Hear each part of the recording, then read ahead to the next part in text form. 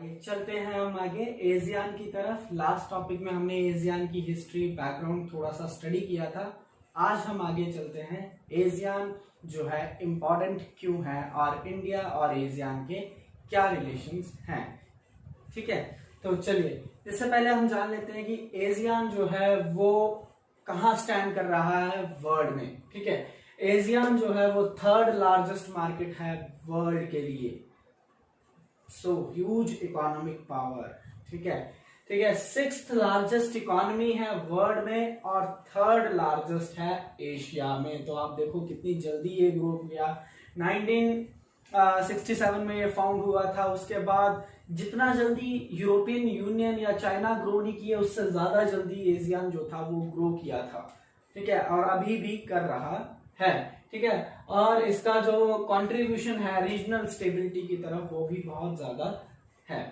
ठीक है, तो आइए चलते हैं अब आगे की तरफ। हम बात कर रहे हैं इंडिया और एशियान के रिलेशन से। तो थोड़ा सा हिस्ट्री पे काम करते हुए मैं आपको बता देता हूं कि इंडिया और एशियान का रिलेशन नया नहीं है, काफी पुराना रिलेशन है। 1992 की हम बात करें तो उस टाइम पे फर्स्ट टाइम हमारे नरसिम्हा राव जी जो थे उन्होंने साउथ ईस्ट का एशिया की तरफ विजिट करने का सुझाव रखा था और वो गए थे। ठीक है, हमारी जो लुक ईस्ट पॉलिसी थी उस पे उन्होंने काम करना शुरू किया था, जिसके तहत हमारे एशियान के साथ रिलेशन बने थे। तो धीरे धीरे स्टार्टिंग के टाइम पे जो इंडिया और एशियान के रिलेशन थे वो इतने ज्यादा अच्छे थे नहीं। ठीक है, उस टाइम पे आपको पता है कि इंडिया भी और एशिया भी अपने अपने कामों में बिजी थे। लाइक व्हाट इंडिया जो है उस टाइम पे 90s के टाइम पे 1997-8 के टाइम पे अपने न्यूक्लियर पावर के ऊपर काम कर रहा था। ठीक है, परमाणु आपने देखी होगी अटल बिहारी वाजपेयी जी का टाइम। एंड जो एशिया था, एशिया में फाइनेंशियल क्राइसिस जो थे वो उस टाइम पे टिल 2000 ऑलमोस्ट यहाँ तक चल रहे थे। उसके बाद जो है एशिया एकदम से ग्रो करता है। ठीक है, इससे पहले का जो टाइम था 1992 से पहले का, तो एक काइंड ऑफ इनसिक्योरिटी थी इंडिया में। ठीक है, क्योंकि इंडिया जो है कोल्ड वॉर इरा के टाइम पे, ठीक है, इंडिया क्या कर रहा है कि इंडिया में इनसिक्योरिटी भी है, नैम को फॉलो कर रहा है। ठीक है, और क्यों इनसिक्योरिटी है? क्योंकि एक ट्रस्ट नहीं है। ठीक है, अदर कंट्रीज पे पॉलिटिकल इश्यूज हैं ताकि हमारी सोवरेनिटी जो है वो खत्म ना हो जाए। ठीक है, कोई और हमें गुलाम ना बनाए। दैट काइंड ऑफ ट्रस्ट जो थे पॉलिटिकली इकोनॉमिकली जो थे वो चल रहे थे इससे पहले, इसलिए हमारा रिलेशन जो था नहीं बन पाया। एंड देन जब हमने अपनी फॉरेन पॉलिसी को चेंज किया, ठीक है, हम देखते हैं हमारी पॉलिसी, इकोनॉमिक पॉलिसी जो है वो टाइम टू टाइम चेंज होती रही है। तो उसमें जब हमने फॉरेन की तरफ, बाहर कंट्रीज की तरफ रुख करना शुरू किया तब हमने ये चीज अपनाई थी। स्टार्टिंग इसकी 1992 से होती है। ठीक है, नरसिम्हा राव जी के टाइम से, और आज हमारा जो रिलेशन है एशियान के साथ बहुत अच्छे हैं। तो आइए इन पे बात करते हैं। ठीक है, थोड़ा सा हम देख लेते हैं। ठीक है, एफटीए जो फ्री ट्रेड एग्रीमेंट था, ठीक है, उसमें इंडिया जो है वो 2010 में जो है वो एंटर करती है।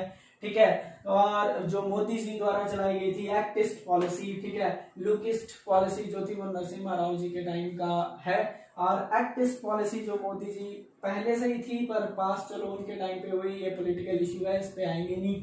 ठीक है, तो उन्होंने जो इंडिया और एशियान के रिलेशन में उसने एक पिलर की तरह काम किया है। ठीक है, फिर इंडिया और एशियान ने ऑलरेडी 25 इयर्स का डायलॉग पार्टनरशिप जो थी वो साइन कर रखी थी। आप खुद देख लें 1992 से लेके, ठीक है, 25 साल कब होते हैं उनके? 2018 में। तो 25 साल जैसे ही हुए इनके, तो then they celebrate it and become make a Delhi declaration. ठीक है, दिल्ली डिक्लेरेशन में इन्होंने अपने मैरिटाइम डोमेन पे मैरिटाइम कोऑपरेशन के साथ काम, एक दूसरे के जो ठीक है, इंडस हमारा जो सी है, ठीक है, इंडियन सी है, उस पे जो है वो इकट्ठे मैरिटाइम कोऑपरेशन के लिए इन्होंने एग्रीमेंट जो था वो साइन किया था। ठीक है, 15 साल का समिट लेवल इंटरेक्शन जो है वो इन्होंने एक दूसरे के साथ समिट्स, रेगुलर समिट्स अटेंड करने का इन्होंने आपस में करार, जो एक डिक्लेरेशन होती है वो की है कि हम एक दूसरे के साथ रेगुलर जो आपस में डिस्प्यूट्स रहेंगे, प्रॉब्लम्स रहेंगी, उन पे हम रेगुलरली काम करेंगे, समिट्स को अटेंड करेंगे। ठीक है, और 5 इयर्स की स्ट्रेटेजिक पार्टनरशिप जो थी वो इंडिया और एशिया ने साइन कर रखी थी ऑलरेडी। ठीक है, इसके अलावा ठीक है हम लोग चलते हैं इकोनॉमिक कॉपरेशन की तरफ। ठीक है, मैंने 4 सेक्ट्स में इसको डिवाइड कर रखा है। इकोनॉमी कॉपरेशन में देखें तो इंडिया के लिए जो एशियान है वो 4th लार्जेस्ट पार्टनर है ट्रेडिंग के लिए। आप खुद देख लें, 4th लार्जेस्ट पार्टनर है इंडिया के लिए एशिया, ठीक है। और ट्रेड में टोटल इंडिया का 10.6%, टोटल में से 10.6% जो ट्रेड है वो इंडिया जो है वो इसके साथ, एशियान के साथ करता है। और एक्सपोर्ट की अगर बात करें तो कितना एक्सपोर्ट करता है, ठीक है।